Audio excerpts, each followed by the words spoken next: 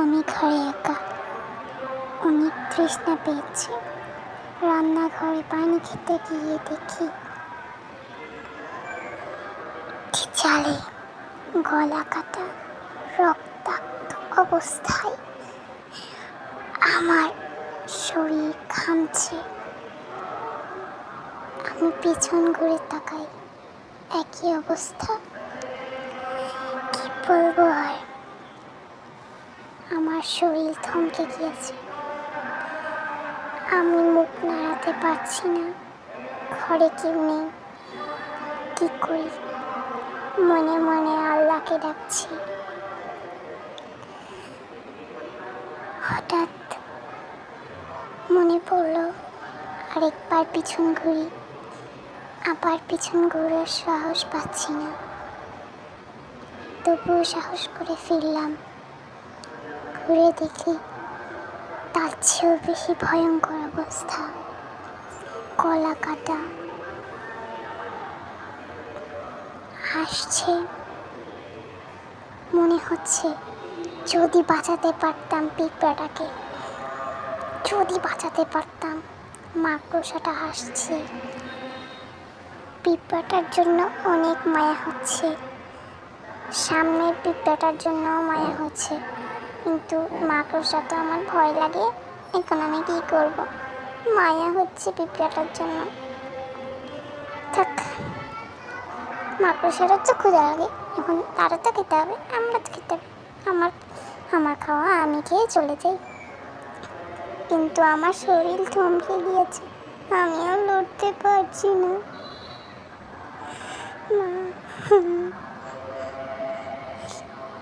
পিঁপড়াটাকে বাঁচাতেও পারছি না।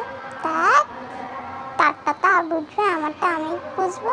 পানি খেয়ে চলে যাই।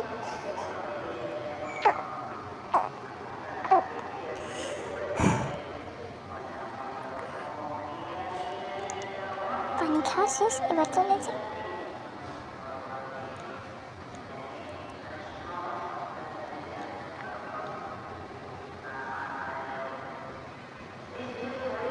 আচ্ছা, আমি ওদের একা ছেড়ে কি ঠিক করলাম নাকি ভুল করলাম? আবার যেয়ে দেখে আসি তো। খাওয়া শেষ মাকড়সাটা। থাক, মাকড়সাটা তো ক্ষুধা লাগে, একটা না একটা তো খেতেই হবে। পিঁপড়া হোক আর তেলা পোকা হোক, খেতে তো হবেই, সেটা যাই হোক। কান্না চলে আসছে পিঁপড়াটার জন্য। আরে বেচারা পিঁপড়াটা কত কষ্টই না করে পেয়েছে। তার নিশ্চয় ঘরে বউ বাচ্চা আছে।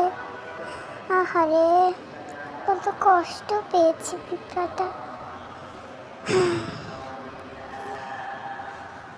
আমি ঠিক করিনি মনে হয়, খারাপ লাগছে। কি করলাম? থাক, মাকড়সারা তো খিদে পায়। বেচারা পিঁপড়ার মনে হয় বউ বাচ্চা আছে। মাকড়সাটা এই পিঁপড়াটাই খেতে হবে নাকি? অনেক বড় ভুল করে ফেলেছি। তো বাঁচাতে পারলে মনে হয় ভালো হতো।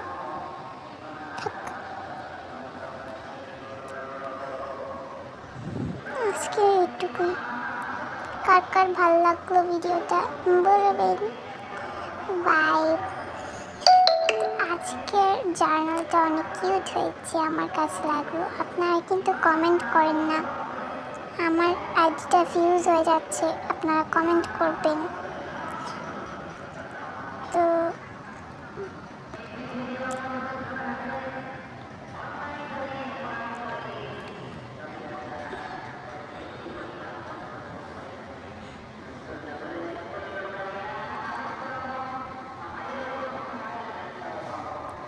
আজকের জার্নালটা কেমন লাগলো বলবেন। আজকের জার্নালটা অনেক সিম্পল হয়েছে, তাই আমার আরো ভালো লাগলো।